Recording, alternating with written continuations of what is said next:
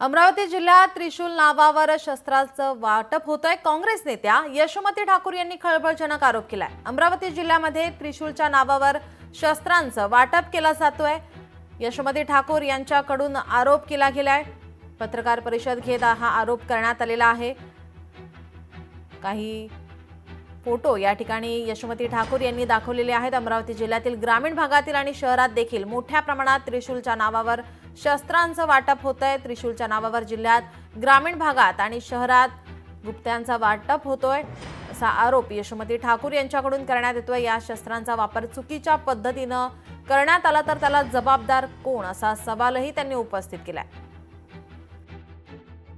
त्रिशूलाच्या नावाने वाटप करतायत ते अक्षरशः गुप्तीचं वाटप आहे।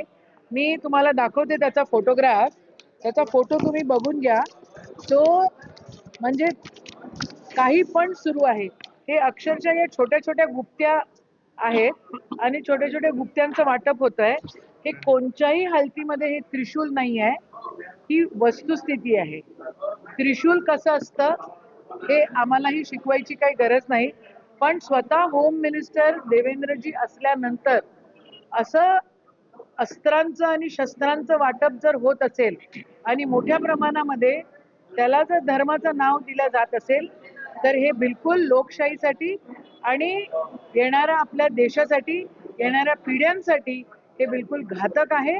उद्या जर या शस्त्रांचं वाटप जर चुकीच्या गोष्टींसाठी करण्यात आला तर मग याला जबाबदार कोण राहणार असं आमचं ठामपणे म्हणणं आहे।